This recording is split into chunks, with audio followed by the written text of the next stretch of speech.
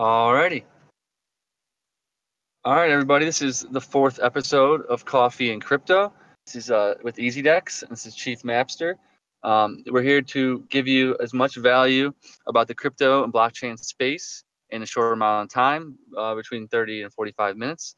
That way, we can get you on your day and also enjoying all this crypto knowledge. Usually we start off with a couple trends and analysis of the past week, and then we move on to different interviews. I think we're going to keep the first section short this week because we do have two awesome guests. One of the founders of the Quint project, you have MichaelX, and then Stan, the godfather of Bitshares, is here. So we'll have plenty of questions for him. And if anybody doesn't know, we'll get some information about him so he can share it with the community. But I'm really excited to hear more about this Quint project and what it's going to do for Bitshares, and more about what Stan thinks about and MichaelX thinks about EasyDex and what we can do to improve it and keep people coming into the Bitshares environment. This past week, we had a little bit. Last week we had most crypto in the green. People were contributing that to the Coinbase bump when they said they were going to list a few new cryptocurrencies. Those 5 cryptocurrencies went up dramatically, and as a result, the rest of the market did as well. Bitcoin touched over 8,400, and on some markets, we had EOS upper 8s. We had even Bitshares was in the top 26 of market cap, and now it's around number 30 right now, which is ahead of Steam still, which is nice. Which is coming in at 38 overall. Right now, it seems like the crypto space, the prices are stabilizing.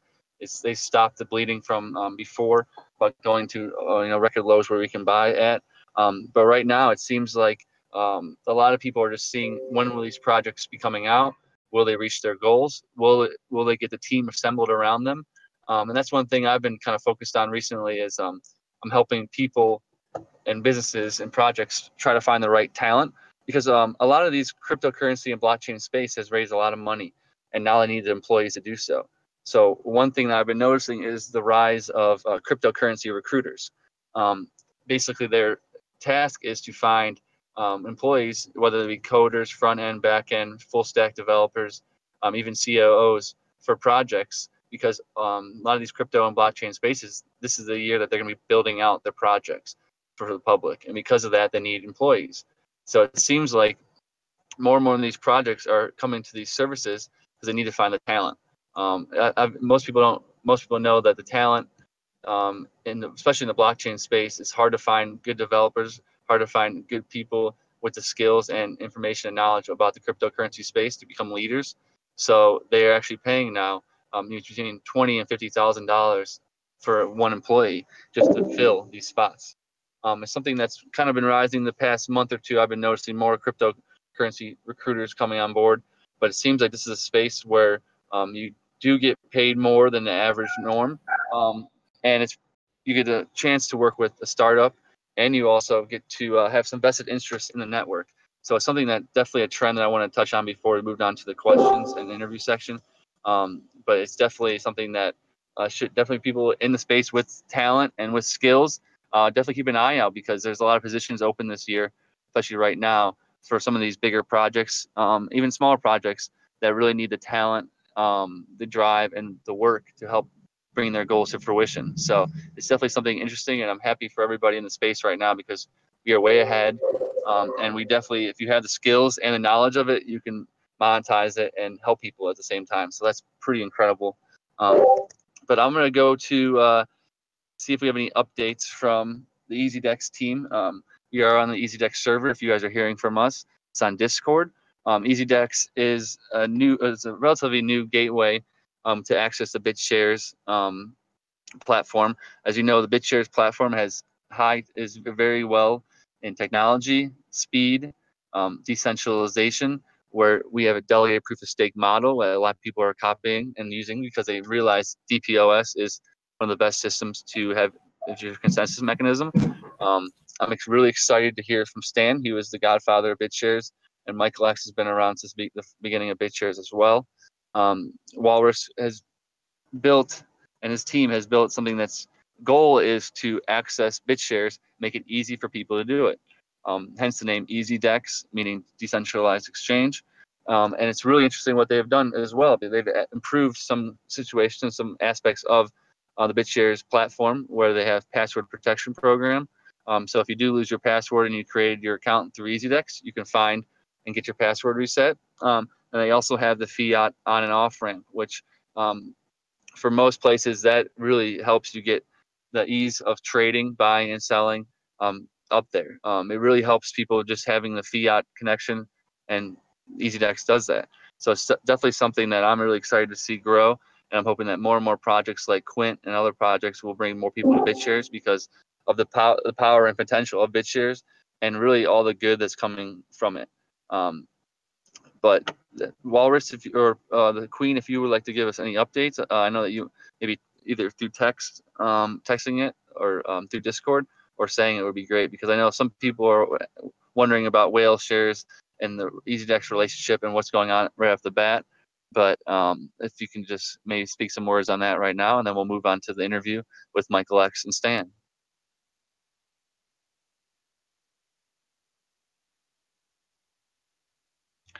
All right, the update from Walrus. Ethereum ERC20 gateway is in testing and should be released in the next day or two. That's really great news, because most of the ERC20 tokens will be able to be brought into EasyDex because of this. It really, because a lot of these tokens, people are trading it. They have no liquidity for some of these tokens. So once this gateway is up and running, I think it's really going to bring more traffic and more people to the Bitshares platform. So that's really incredible that they are testing, and should be done here the next day or two with Ethereum and ERC20 gateway. For anybody that is listening and doesn't know, that means that basically you can transfer in Ethereum or any ERC20 token that's on Ethereum, whether it be like a VeChain or some of these projects that are having their tokens on Ethereum. And that way you can bring it to the Bitshares and cash them out if you'd like to, or hold them there. So that's definitely going to bring, I think, once people find out about the ERC20 liquidity option, is going to bring a lot of people to Bitshares. Because a lot of people right now, they might want some liquidity in these tokens, and they don't really have liquidity they need. So by opening that gateway, that's really incredible. And also, it looks like another updates is after that they'll start working on some of the Bitshares sidechain projects. Walrus noted EasySocial.life, and then also they have partnered with Nowcoin, so they'll be putting a game together with them soon.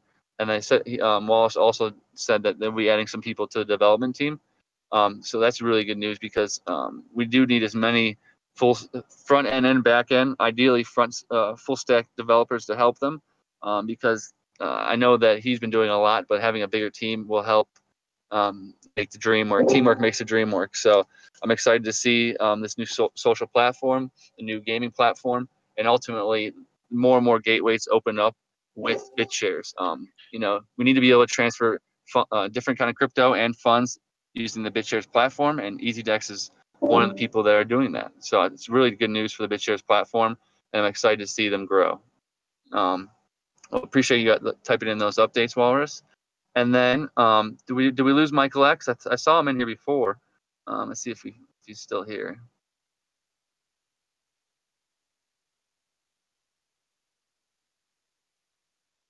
All right. Well, it looks like we might have lost MichaelX, but I know that Walrus said he's in a lunch meeting, so he might be busy at first.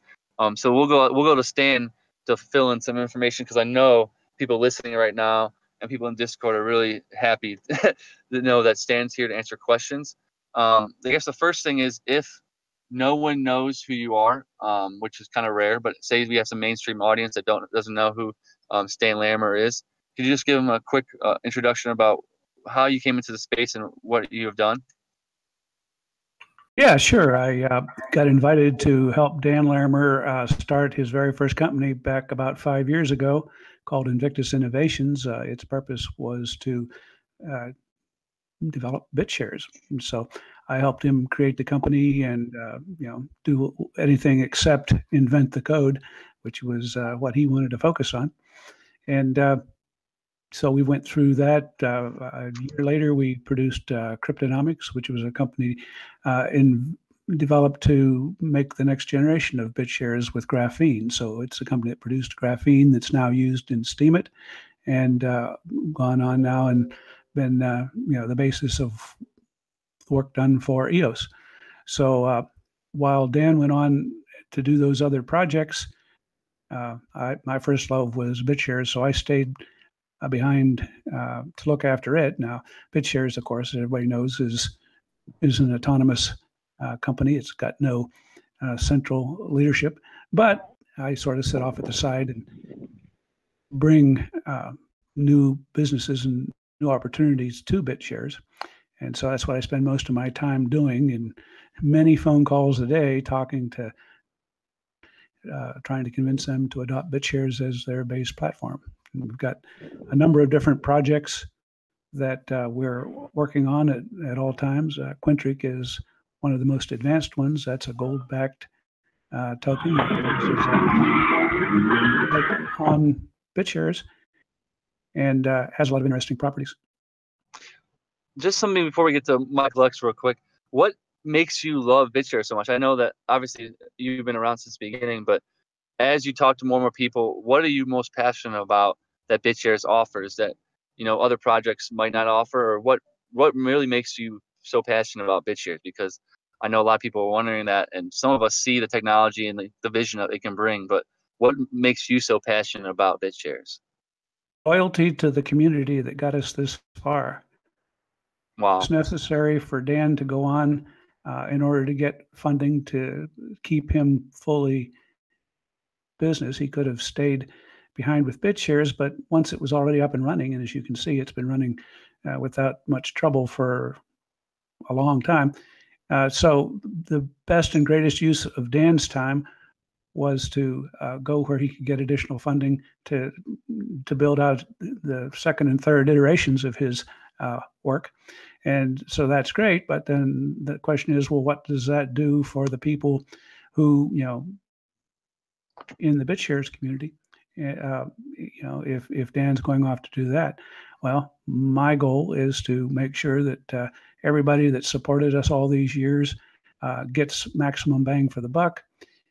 And, before we're done, we want to infuse the technologies Dan has done in Steemit and EOS into the Bitshares ecosystem, so that Bitshares has all the capabilities of EOS plus all of its own insanely great features that it's had from the beginning. So I just want to make sure that Bitshares takes its rightful place in the constellation of stars.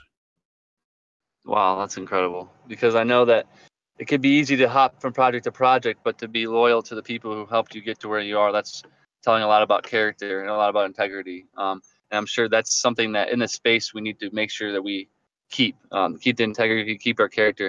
And I really appreciate you doing everything you're doing. I know a lot of people have found Bitshares, whether they be newbies or seasoned veterans, and they really has taught and helped them become where they are today. So I really appreciate your dedication to the community. And if anybody, please just leave the questions in Discord, and then we'll be asking the questions. MichealX, are you there? Can you hear us? We'll wait till he comes back. Then he's muted.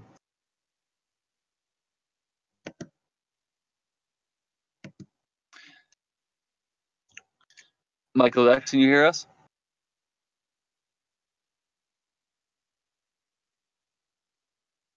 All right, we'll just wait till he comes back. I'm sure. I mean, I understand he's definitely busy, and I can see him maybe lighting up. Hey guys, I can hear you.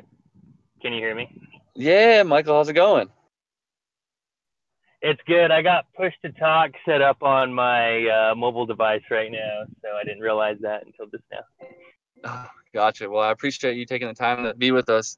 I know that Walrus is pretty well known in the Bitshares community. He really respects you and Stan highly. So he offered to bring you guys on, and I really would like to know more about who you are and what you've done, because we are streaming live and we have a lot of people listening either now or later, and they might not know who MichealX is. So if you don't mind just sharing a little bit of what you've done with the Bitshares, how you relate to the Bitshares platform, and this new Quint project and how it can kind of affect in other people.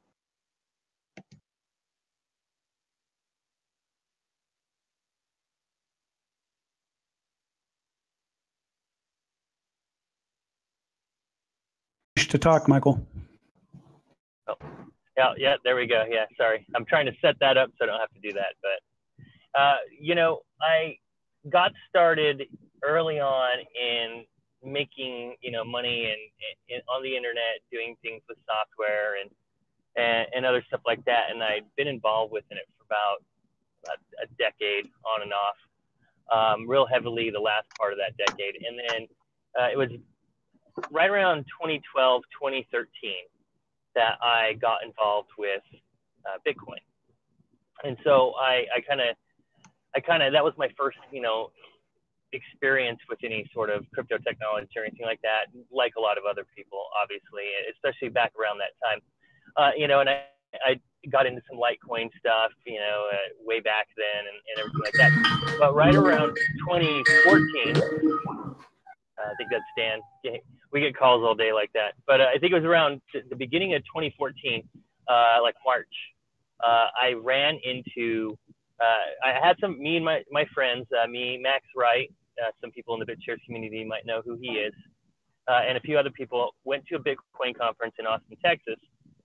And we brought a video camera, a microphone, and a bunch of stuff. And we ended up interviewing, you know, everybody that was speaking at the conference, everybody that was there. Like, you know, I've got a 45-minute interview with like Andreas Antonopoulos and all these other folks that were in the industry right around that time.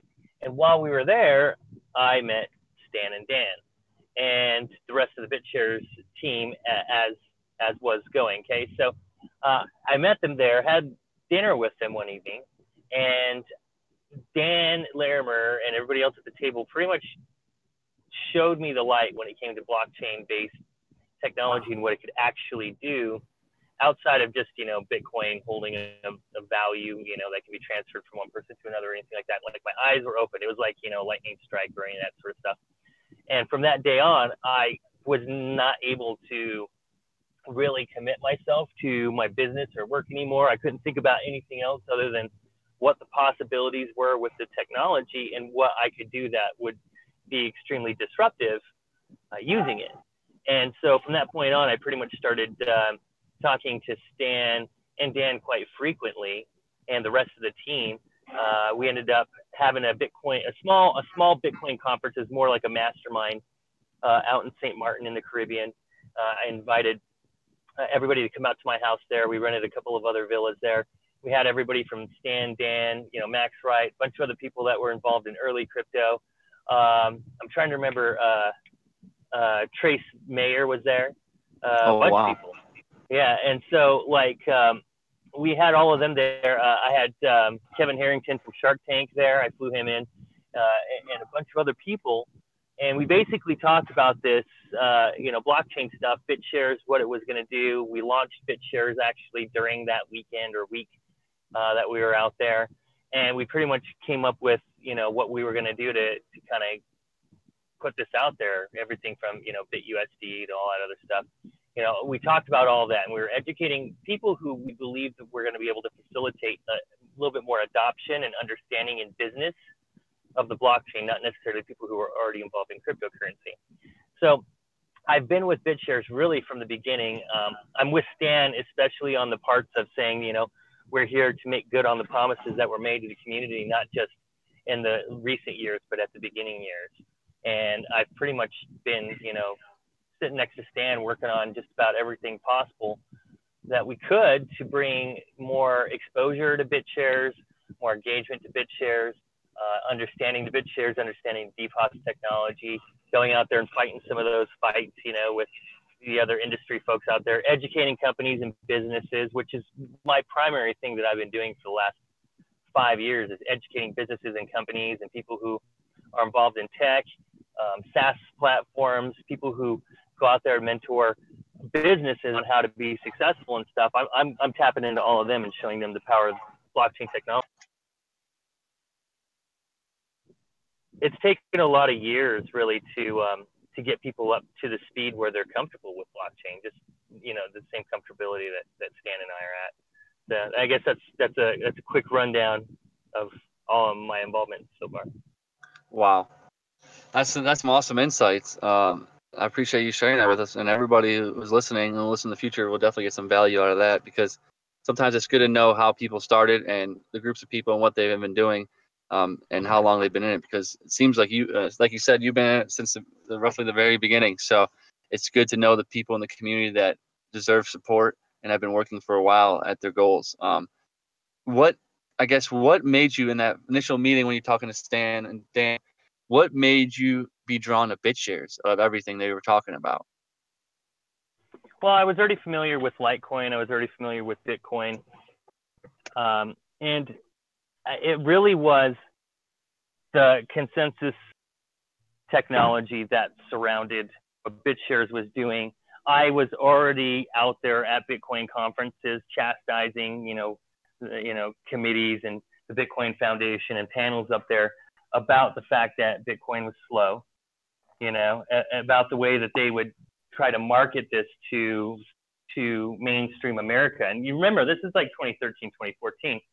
And I was standing there saying, look, people, all of you are doing this wrong. I've been selling things, and starting businesses and helping mentor, thousands and thousands of different types of brick and mortar or digital based businesses for years. And I've come to the conclusion that grandma doesn't care how blockchain works. Grandma just cares about being able to send and receive money and funds, just like she doesn't care how quartz crystals in her cell phone power the communication ability, or how the catalytic converter on her vehicle does, this. She doesn't care. Nobody cares. And so we were already doing all that sort of stuff back then. I really just, I think it was Dan explaining the technological capabilities in different types of industries. So I think during that discussion, I'm gonna rewind literally this brain back, about 5 and a half years.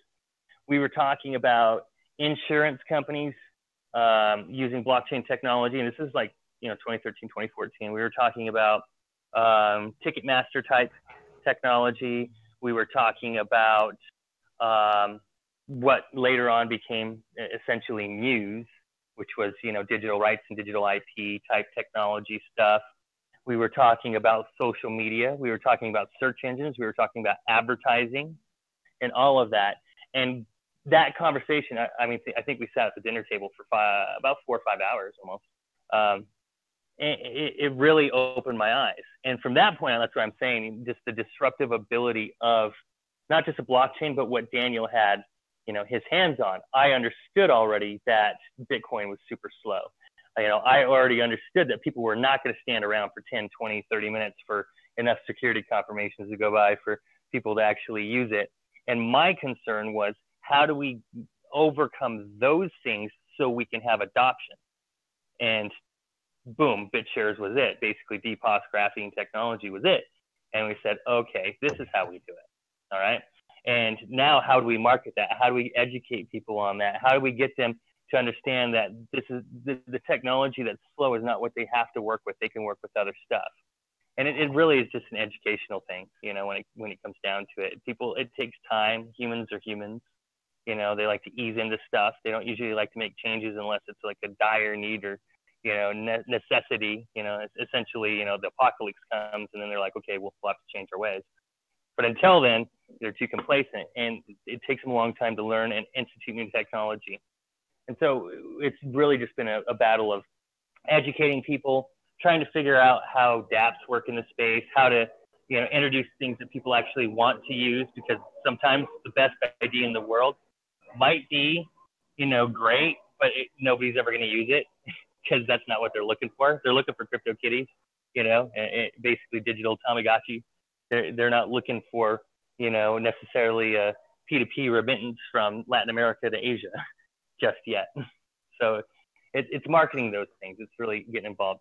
Dan and company really opened my eyes to that. And ever since then, I really haven't been able to really think about anything else other than how can I do this? How can I work on this? How can I push this technology along? How can I disrupt, different types of industries what everybody from Western Union to now, with Quintric, I think, I might be putting a target on my back for saying this, but I think in a way it's a alternative to the Federal Reserve, with the things that we have in store in the next coming months.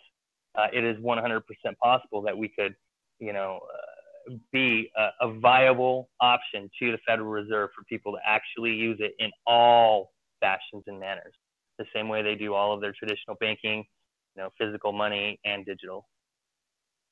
Wow.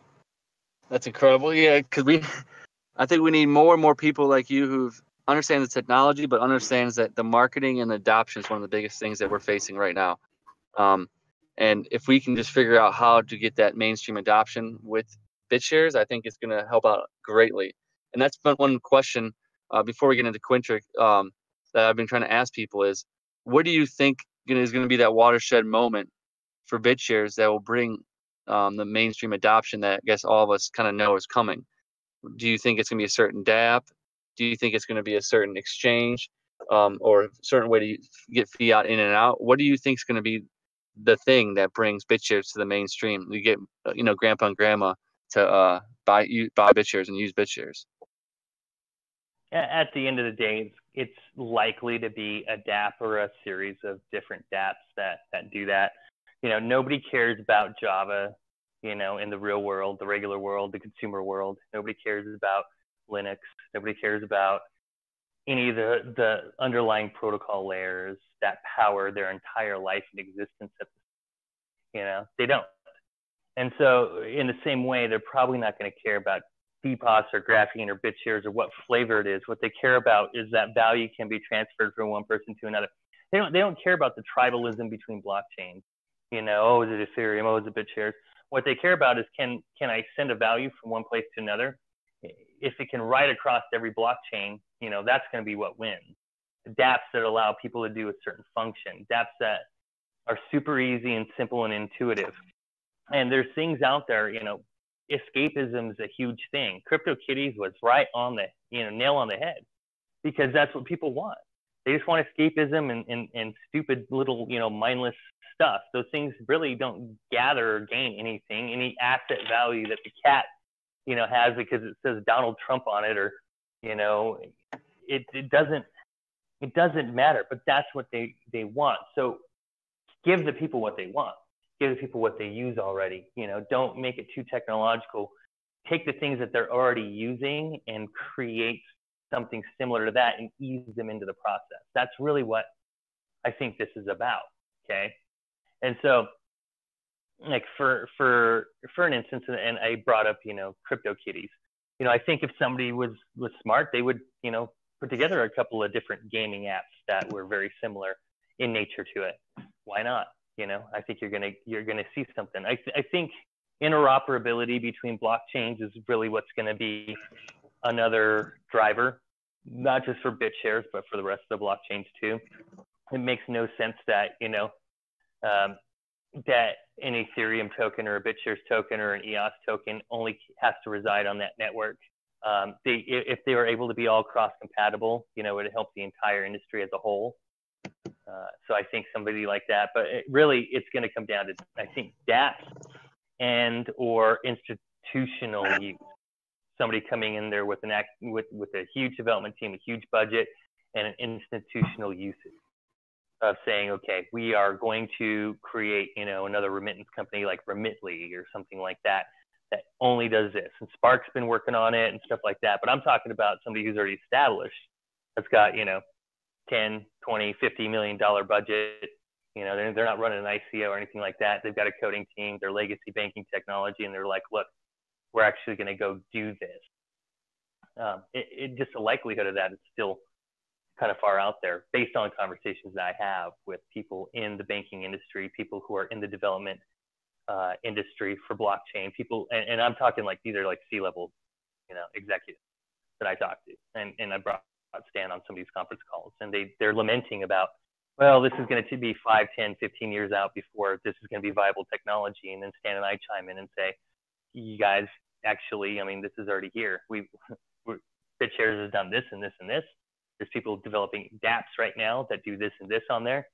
And this is a reality. There's already 1 million people using this right here, and they don't understand that. They just don't get it. They're still stuck in this like weird thought process of, again, complacency, right? They run things the way that they've always run them, or think that they should be ran. They're not willing to do these things. So, dApps, smart people in dApps, somebody comes in there with big budget, somebody, that does industrial, commercial usage on a large scale. That's what's going to be it. Driving a demand for Bitshares is going to be the biggest thing. How do you create an app that drives demand for the purchase of and or spending of Bitshares? That's what's going to blow Bitshares up in and of itself. So do you think that having something like Quintric, which is, bringing physical gold and silver assets to Bitshares, will that get more awareness at least of Bitshares, or is that one of the reasons why you created it? And I guess if you don't mind, some people might be wondering about your newest project and what it kind of has related to Bitshares and the cryptocurrency space. So if you could just let us in on information about your recent project, and then kind of why you think it might help Bitshares or cryptocurrency get more awareness. So Stan and I have got, a lot of projects, that we're working on right now in various degrees of iteration. Some of them are a little further than others. Quintric was, for one reason, ever since I really learned what money was about, I really learned what the Federal Reserve was about, and I really understood the gold standard. I was a very, very big proponent of that, of trying to get back to that, or at least have that as an option. So, but I wasn't able to figure out the exact way to get it accomplished. Back 5 years ago, there wasn't enough technology and people and stuff in place in order to do it. Stan and I have talked about the gold standard for years, and our want to try to get something out there to, not necessarily compete with the Fed, but offer an alternative solution, eventually compete with it, and also have some sound money behind it, and also follow the transparency of, what the blockchain is. We're under no illusions that, somebody still has to trust the fact that the vault has the money, so how can we apply blockchain type of transparency to something that, is, in some effect centralized? How can we add transportability as well? And so we decided to create Quintric because A, gold standard should be the standard, gold and silver. B, we wanted to have a alternative to Federal Reserve note. C, we wanted to have something that we believed would help crypto by offering a layer of stability in trading pairs against volatile assets that are crypto tokens. A lot of them are securities or commodities. They're going to be volatile. And when Bitcoin goes down, which is another volatile asset, it drags all these other tokens down. And part of the problem is that, Tether, helps it sometimes, even though I hate Tether. Nobody effectively uses BitUSD for what it really should be used for, which is essentially they should replace Tether with just BitUSD, and Bitshares would be through the moon already, right? That's a use case of, Bitshares being in demand to power a product or service, the product being BitUSD. I think Bitshares dropped the ball a lot by not marketing BitUSD more, or being able to get that out to more exchanges or anything like that, for whatever reason, whether, the exchanges just don't understand it or they actively hate us. We should have probably pushed that a little bit more, because if we had, half or even a tenth of the popularity of Tether, we'd be doing great, So I think Quintric it's a good answer to that. It's gold and silver. It reaches outside of the crypto and blockchain community to people who are in precious metals and in sound money and, against the Fed or otherwise. We're able to kind of bridge into another market out there. That's another reason. And then I think another reason as well, as it just comes down to, is that inherently people see gold and silver as being valuable. If we were able to usher in a way that they're actually to spend it in a meaningful way, actually spend it in a way that they could spend paper dollars, then it would go a long way towards, I think the overall idea of what it is we were even trying to do with Bitcoin or, Bitshares or blockchain in the first place, which is just transparency and value, not debt, not a system based on debt, but a system based on value. And that's really what it is. Now, will it bring exposure to Bitshares? Absolutely. I sit at these conferences. I'm going to another conference in Vegas, Las Vegas, on the 13th, 14th, and 15th of August. So if anybody's out there wants to go, it's the X-Chain. It's like the X-Change conference or something like that. Steve Wozniak and a bunch of other people are going to be there. Anyways, Quintric will be there. We have 3 or 4 people manning the booth, plus the president of Quintric, Jeremy. Corden will be there. I'll be there. And when I talk to people there, a lot of folks are familiar with blockchain. So let's say, oh, well, Bitshares, huh? Why Bitshares? And it gives me a chance to educate them on Bitshares. A lot of people, and I just show them blocktivity.info. I talk to them a little bit about, look, I think we all understand and realize, let's just put the cards on the table. These technologies are still lacking in some of the functionality. They got a long way to go before they're going to replace global financial technology, in any meaningful way. And let's just talk about what's important right here. What is important to a business is scalability, reliability, right? Real-time service, stuff like that. Right. I just walk them down that path and I say, well, none of these other blockchains have that, but blockchains built on this consensus technology do. And that's why. And so I simplify it down for them, and quite a few people will say, okay, I get it. And so they want to learn more about Bitshares. Will it bring more exposure? I believe so, because as soon as we can get people to accept a token or put it in their ATM machines or, anything like, or an exchange to put Quintric in there as a trading pair, that opens the door to add any other Bitshares-based tokens right after that. So we can sit there and argue for, you really should put BitCNY and BitUSD in there just as much as, a Quint or a Quintet because of these following reasons. And likely we're going to get a little bit further with, get the foot in the door on that too. And I don't know if Stan has any other, insight on why he thinks it's going to help Bitshares, but, we're speaking at conferences in Brazil and other places. We're filming stuff for documentaries that we're going to hopefully have on major media out there really soon. And there's going to be discussion about Bitshares, DPoS technology, graphene, Quint, all of that stuff. That's going to be a main part of it, of all of it. Wow. I'm excited. Man, that gave me so much value. I'm really excited to hear about that because I know that certain markets only will like the precious gold and metals backing cryptocurrency. So that might be a good hook to certain people, certain industries into cryptocurrency, blockchain technology. So that's I really appreciate you doing that, and I appreciate you sharing everybody how good Bitshares is and educating, because I feel like that's one of our jobs. A lot of people in the community it seems like we're educating more and more people every day about Bitshares and the power of Bitshares. So I'm really happy that you're doing that as well, and you're getting more awareness by traveling a lot. So I really appreciate that. And Stan, did you want to say something about maybe why Quintrix what brought you to Quintrix and how you think it's going to affect Bitshares? Quintric was one of the things we went out to do in order to bring more use cases to Bitshares. It just happened to really click, and we got in with a really powerful group at UPMA, the United Precious Metals Association depository out there in Salt Lake City.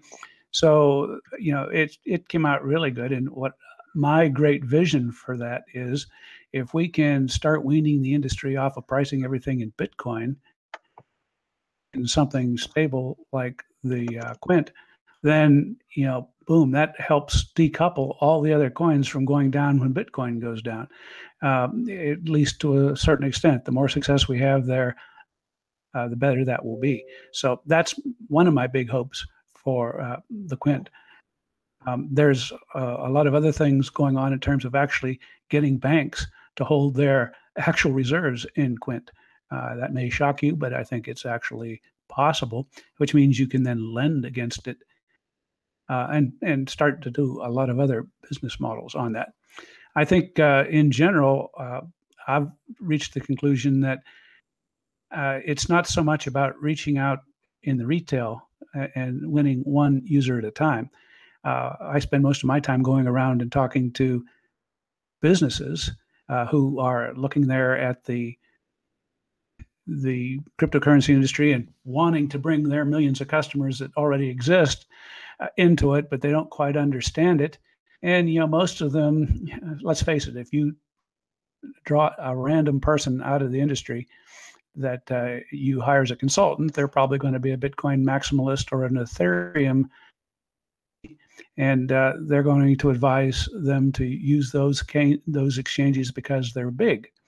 But as we've talked about it with the Blocktivity evidence, that you look at it and say, look, these guys are big, but they can't get any bigger because they're already saturated. And so then I say to the CEOs of these different companies, do you care which of these, picking a platform that's got a high market cap, or do you care about having a platform that will give your customers a good user experience that can actually handle your total workload that you want to bring to it? And, Michael and I always win these arguments. I mean, initially they stare at us with incredulity and say, and turn to their CTO and say, is that true? But inevitably, after they've had a chance to, go back and talk among themselves, they come back and say, okay, yeah, we want to move on to a platform that can keep up to it. One of the only things that has maybe held them back is the buzz on EOS and the concern, well, should we use EOS? When I tell them, guys, there's not going to be any difference because Bitshares is going to have access to all the EOS technology. We're part of the same dynasty, as I like to call it. And so if you are talking about getting coins out there, those coins are not going to be just one EOS chain anyway. So get over the idea that you have to be on the EOS main chain. You can use all the capabilities of the Bitshares environment, and you'll have access to EOS capabilities that numerous people are working to integrate with Bitshares. We're certainly involved in that. And we're attaching other things that have nothing to do with blockchain onto the overall Bitshares ecosystem. So start describing what can be done and what the technology means. And in that particular audience, they do care about performance. And so once we get them signed up, those customers don't even know necessarily what's going on under the hood. They know that they like the services provided by the company we're talking to, and they're going to use whatever that company chooses in order to access those services. So then we can bring in millions of people at a time to come in. And with some of the other projects we've got, we want to cross-connect by the millions from different other industries, and basically teach them, hey, now that you're using this wallet, here's what else you can do with it.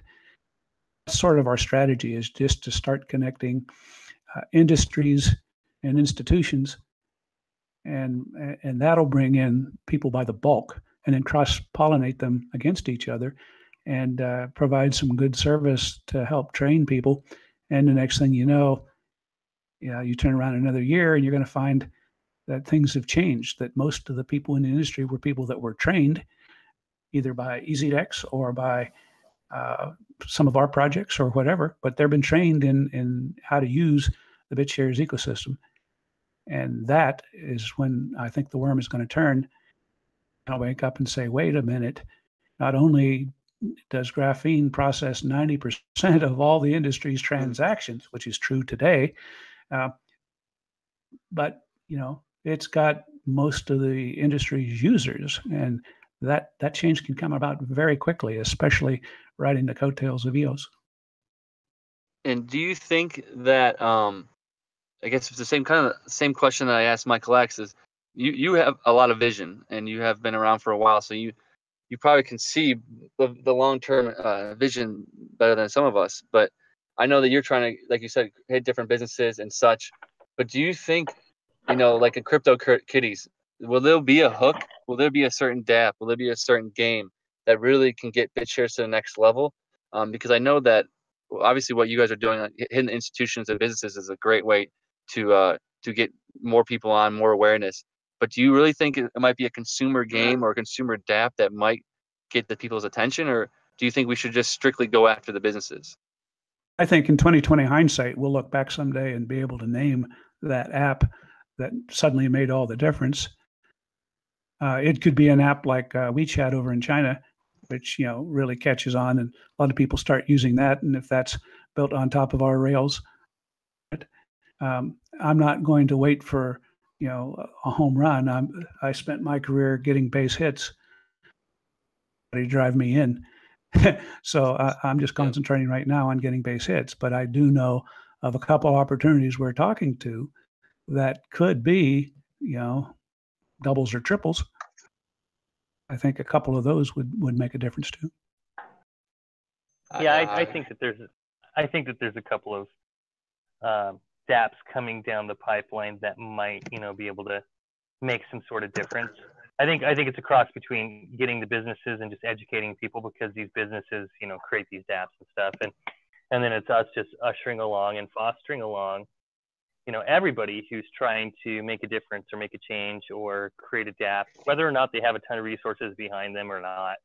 It's the fact that they're trying. It's the fact that they're out there doing their own level of education to people, that they're out there getting exposure and helping us get exposure. It's a little bit of both. As Stan said, though, I'm sure hindsight, we're all going to slap ourselves silly and say, that's what we should have made, to make all of the difference. But until then, Quintric, I think, is a good start to a very consumable type of app, because it's not just gold and silver. It definitely touches on those, and it gives a level of transportability and transparency to gold and silver like I don't believe it's ever had before. But it's also a medium of exchange, and actually can be used as money. And our goal is really, really to make it as easily usable and redeemable as possible.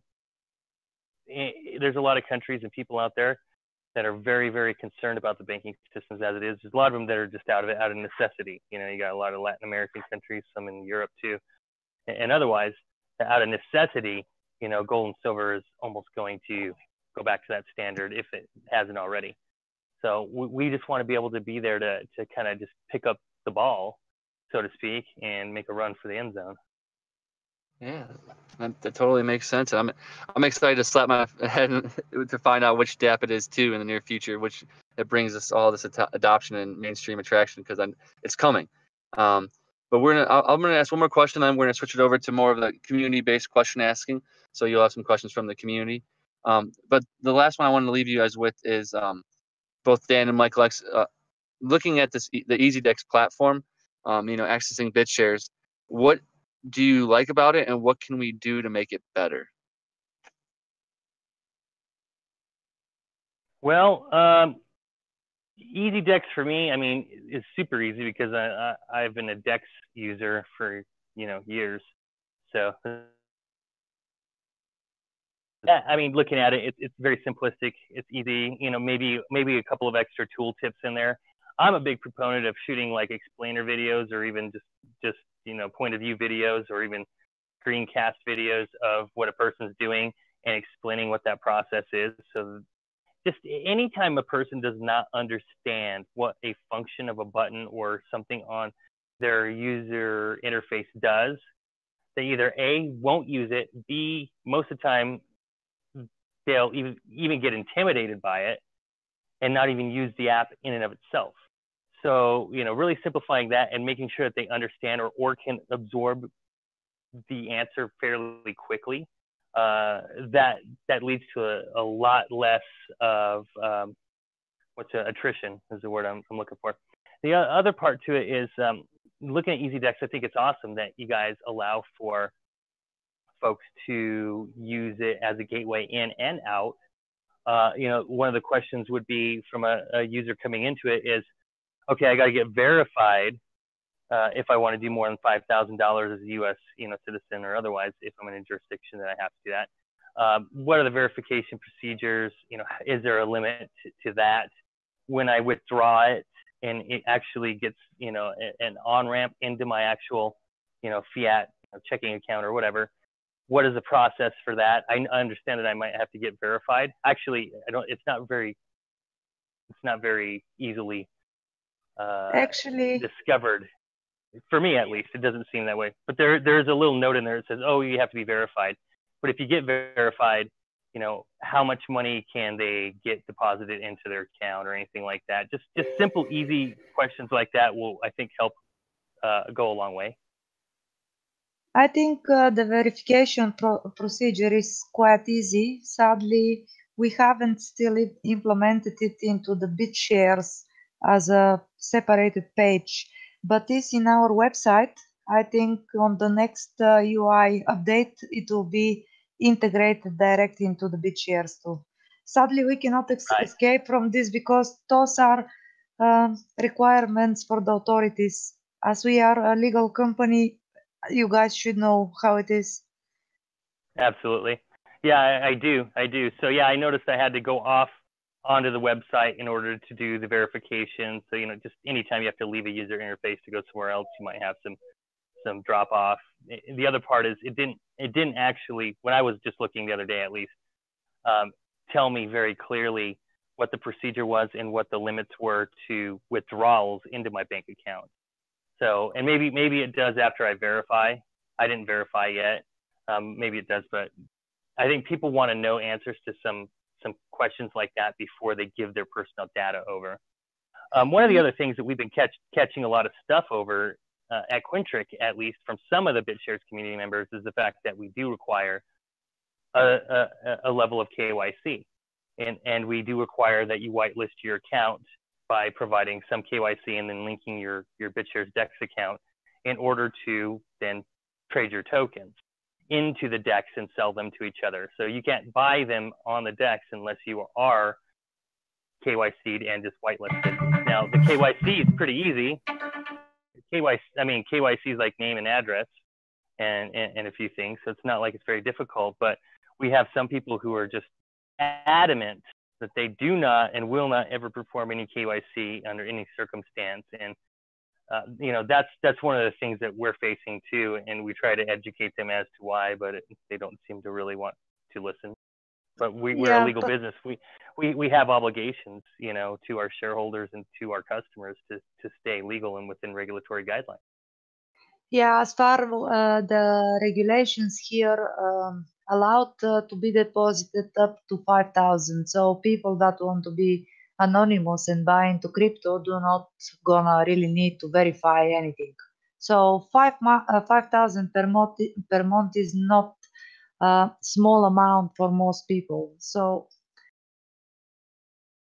yeah, you're absolutely right. You know, I think when they start seeing companies being good stewards of data, right, not opening them up for hacks or opening them up for leaking their personal details or data, and also knowing that those companies aren't just going to submit to some sort of, you know, federal demand unless there's actual a legal reason for it or anything like that.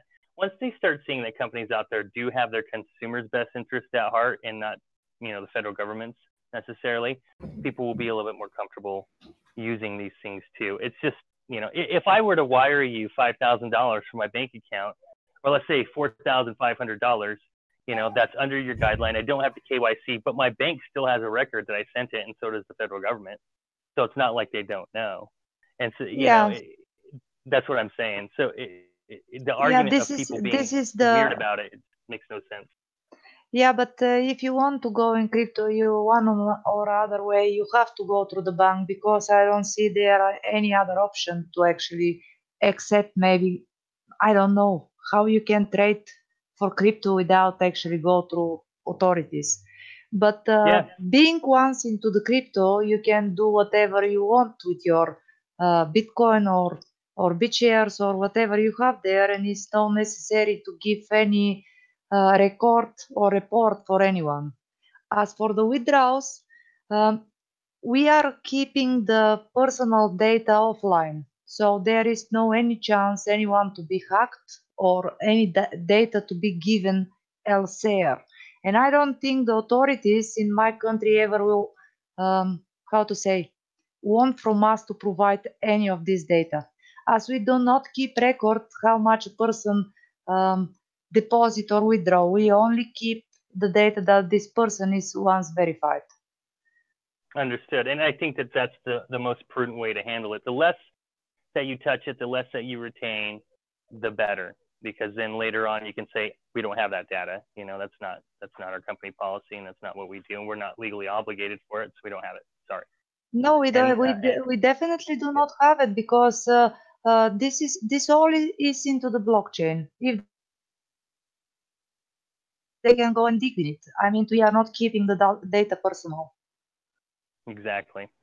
And I think that's great. That's why, you know, I took a look at EasyDex, especially recently again, and because a lot of people have been talking about it, and it seems like you guys are getting a lot more interest. You know, especially after some of the other exchanges on the Bitshares networks have faced a little trouble. I see that there's been a lot of renewed positivity and interest in your guys' exchange and gateway. And so, you know, I look forward to learning more and using it a little bit more myself. Yeah, we are trying at least to provide some high level of customer support, and to try to explain in a funny way everything about Bitshares, as everybody can get it and understand it better in some moment. As about the other gates, I hope we all work and we get Bitshares in general to be better.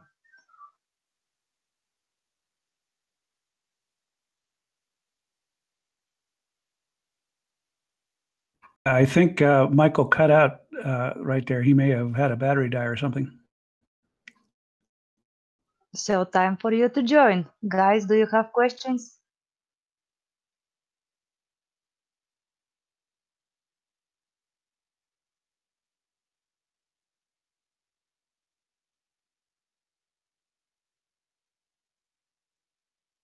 Finger finally wore out. No, I switched it back. I got knocked out of this channel back to the general channel. Yeah, sometimes it's happening to me. I just want to take a link or something and I jump on another voice channel. Discord is kind of weird with these things. Yeah, it is. So anyways, I mean, I think EasyDex is really awesome. I look forward to seeing what you guys do with it and some of the new features you add to it and usability. I definitely look forward to, you know, sending people there. It's easy for US customers to use it, and that goes a long way. Yeah, I mean, we already faced some of the difficulties, like a lot of the providers, so-called providers of fiat, like Bridge, like TransferWise, Revolut, they pretend that they're crypto friendly, and when you try to submit account with them, they tell you, oh no, it's fine we to trade it, but it's not fine that a company sign up in it with crypto. Yep. It's quite annoying, I would say.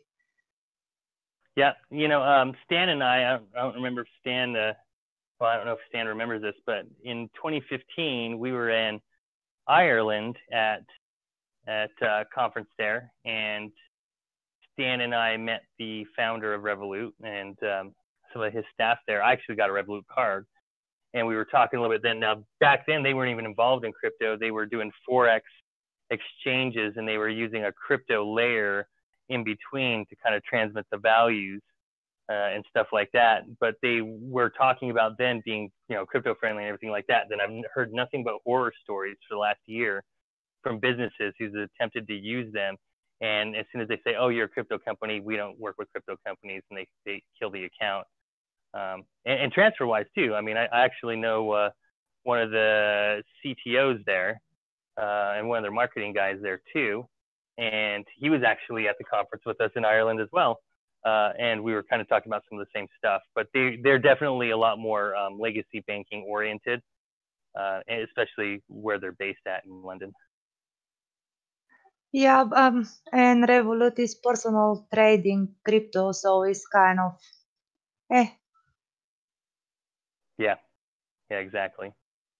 I don't see any questions, but I'm not sure where to even look for them. What other questions do we have from anybody else in the Yeah, audience? we are a little under this room is the chat text, which is called also Hangout text. So most of the things are there. I don't see some questions for now. Just comments over the how to say the bank. Some banks even deny to transfer money.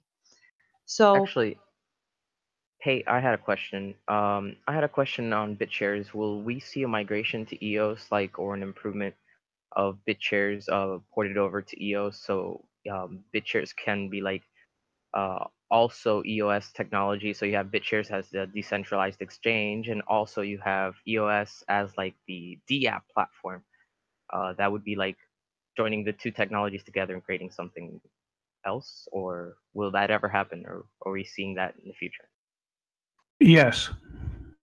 Stan's giving a short answer. Yes, I'll give a semi-short answer, which is yeah, we're working on porting Bitshares operability and EOS operability across, interoperability for both of those, and actually more than that. But that's in active development right now. We've been architecting it out and thinking about some of the really hard questions, some of the things that really matter when it comes to building an entire platform like that.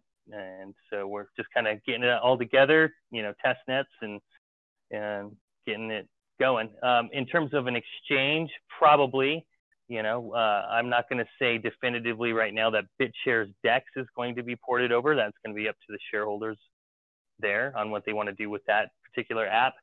Will another exchange come along and decide that they want to use the technology that we offer, which is, again, interoperable, like a cross exchange between all the different blockchains that are out there? I would say that would be a smart move. Somebody will build it, whether it's us or somebody else. And so, yeah, both of those, yes. We want to offer the Bitshares community the chance to take any Bitshares tokens and introduce them into the EOS ecosystem.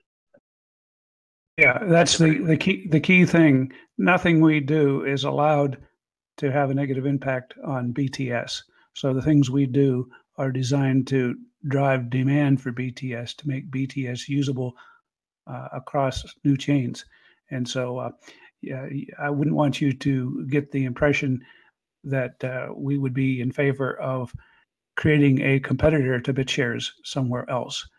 But we are very interested in expanding the reach of Bitshares products and services to become platform independent. Yeah, so I don't think the word migration would really be accurate. It's more of an enhancement to Bitshares. Okay, great answer. We have one more question from Lost. I have a question for Mike or Stan. Not sure if they can answer it, but let's try it. Is Bitshares gonna continue to be a free market as it is now, or it will be regulated once regulation starts? Well, Bitshares in and of itself is a blockchain. So let's examine that first. When it comes to regulations and stuff like that, Bitshares is already regulated by current regulations.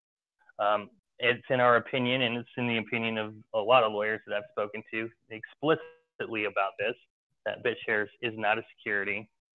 So we don't really need to worry about securities regulations when it comes to Bitshares, but it should probably be treated the same as Bitcoin, which is a commodity, right? And I'm not a legal, I'm not trying to give legal advice. I'm not a financial advisor, giving any of that. I'm just saying what I have talked to and discussed explicitly with those folks. And we're talking even people who have, law degrees and PhDs in law and stuff like that, or otherwise. Going back to this, so the DEX in and of itself is an app, okay? And it may or may not be subject to regulations that are out there. So whoever is in charge of the DEX may or may not need to go and seek regulatory oversight or, get some clarity from those people. Now, right now, I do believe that the Bitshares DEX is ran by the Bitshares Foundation and committee and stuff like that. And so they've been, as far as I know, working on legal memorandums with law firms, getting more clarity in and of itself, not just for Bitshares, the blockchain, because it's separate from the actual DEX, the DApp, but also legally separating the terms of those, because Bitcoin isn't in its own DEX. Okay, so when people say Bitshares, they do think unit of currency or exchange on a network, for one. Number two, the network in and of itself, and number three, a lot of people think about that DEX as being another part of it, when in and of itself it isn't. Okay, it's actually separate, ran by a separate entity, the foundation and the committee and everybody over there. Okay, so I think that's really what's the difference there. If they're subject to regulations in the future, then they'll be subject to those regulations in the future, and they'll have to deal with it appropriately and accordingly. The chain in and of itself is agnostic, I think, to that. It allows for as much compliance with regulations as is needed by the jurisdiction that any entity that operates a DApp using Bitshares needs to use. Am I missing anything there, Stan? Yeah, I would just say that since everything you said is exactly spot on, I'd go on to say that Bitshares is nothing but a fancy decentralized accounting system with some other support for doing trading and so on. But in terms of generating tokens, I'm a strong advocate for the fact that tokens can be used to represent anything. You could use a token to represent a licensed security under the domain of the SEC or whatever. You could use it to represent a commodity. You could to use it as a utility token. A poker chip is a special type of utility token. In some cases, you've got an example of the Quint. It's basically legal tender. So it's a token that is tied to something that has special legislative status. And so in general, you could represent frequent flyer miles or anything you could imagine. So, I think individual tokens will be regulated. And if they're really securities and represent stock in some company or something, then, they will be regulated. But I don't want too big of a brush applied there to the ridiculous statement that all tokens are securities. That is huge overreach and something that I'm fighting with everything I got. Okay, I think this is a great way, and also about the time to finish the official part of our podcast today. So we may move to the after party. That sounds like fun. I appreciate you guys having us on today. Anybody that has any questions can obviously find us in Telegram. We're there, pretty easy to find there. Feel free to ask any questions if you have any, potential advice, if you have any sort of insights, anything like that, anything that we can do at Quintric in and of ourselves. We'll speak for Quintric right here, in order to provide as much transparency to the Quintric process and monetary system as possible.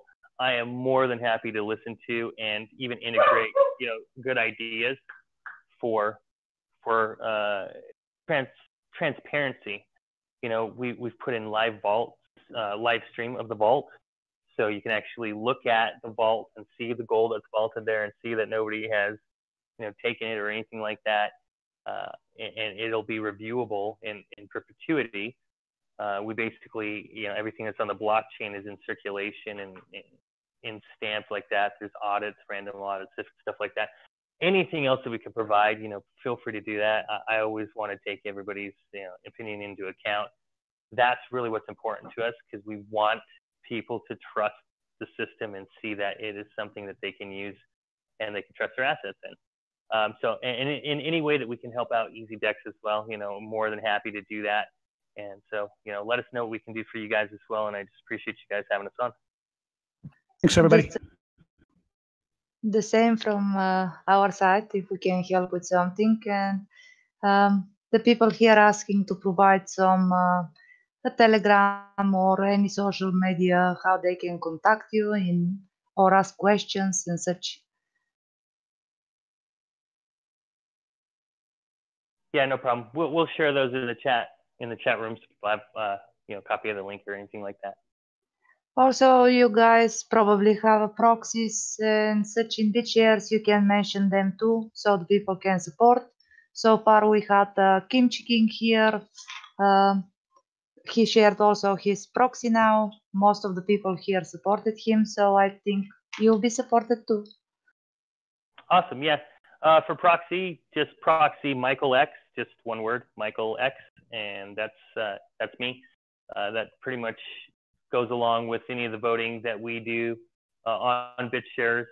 We vote along the lines of anybody who is out there, trying to build the network and build engagement, trying to help it out. Big or small, doesn't really matter. We try to help support anybody that's out there. Come to me. It's very easy. If you want me to vote for something I may or may not be voting for, send me a private message, ask me, or tell me your opinion on it. Give me some facts or otherwise. I always listen to what everybody has to say. Anybody that wants me to vote for their proposals or otherwise is always welcome to private message me and just talk to me for a few minutes. We can jump on a phone call or just text. Pretty much just talk about what it is that we're both doing. And I support anybody that really is out there helping support the community as a whole, do good things. So MichaelX is the proxy. Feel free to jump on that. Kevin Kimchi King, he votes for a lot of good stuff too. I think along a lot of the same lines of what he thinks on. So just take a look at what we do on the voting slate. Look at the things that we're doing and providing to the community. If you want to support us in our endeavors, would really appreciate that. And again, thanks a lot for having us on.